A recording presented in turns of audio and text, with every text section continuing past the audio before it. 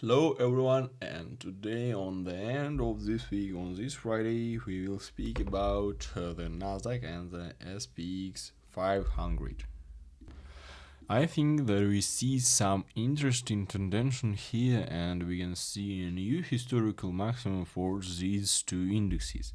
The Nasdaq closing higher, the Nasdaq closed the previous day like a long tendency. If we see the 1 week range here, we see some long position too, and my last video I show you that we can open long for the Nasdaq from this level 28,700, and from this level, from this 20 EMA, we are going higher now for the nearly 2.7% higher.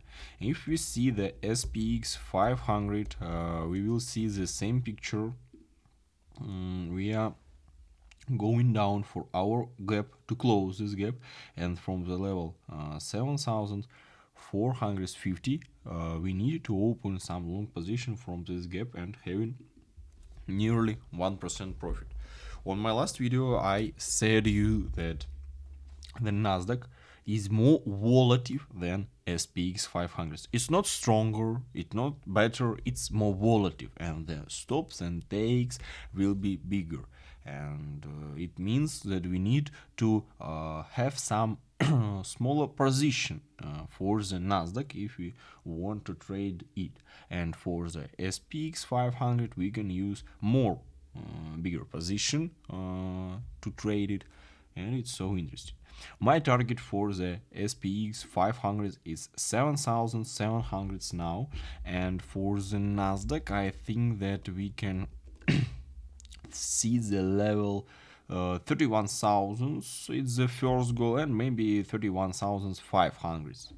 From these levels, it's so good, it's so volatile instrument, and here we have some good profits, nearly maybe some 6%, and our stop lower than the level of 20 MA, lower than this level. If we closed 1 day candle lower than the level of 20 MA, we can close our position for the Nasdaq, and for the SPX 500 we trade the similar position and the similar stop.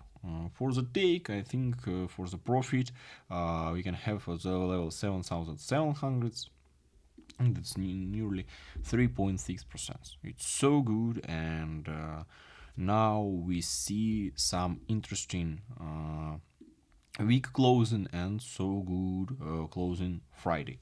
It's some long candles for the SPX and some long candles for the Nasdaq. We have some power, some strong tendency here, some long tendency, and we work here like a long position because we use the rule that trend is your friend. It is really good works here for the Nasdaq and for the S&P 500. It's my opinion about these two indexes, and we can use this for our shares. We see if indexes watching high, if we think that our indexes SPX and Nasdaq will be going to the new maximums. Some shares will be going higher for the new maximums too, and it's so good to use this if you don't want to buy indexes, if you don't want to trade indexes. In some reasons you can trade some shares and use this rule for shares, but indexes, it's our base, it's the main that we need to see.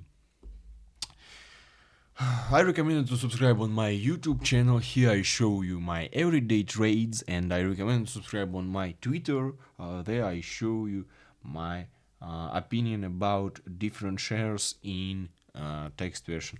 Bye bye, and have a nice Friday.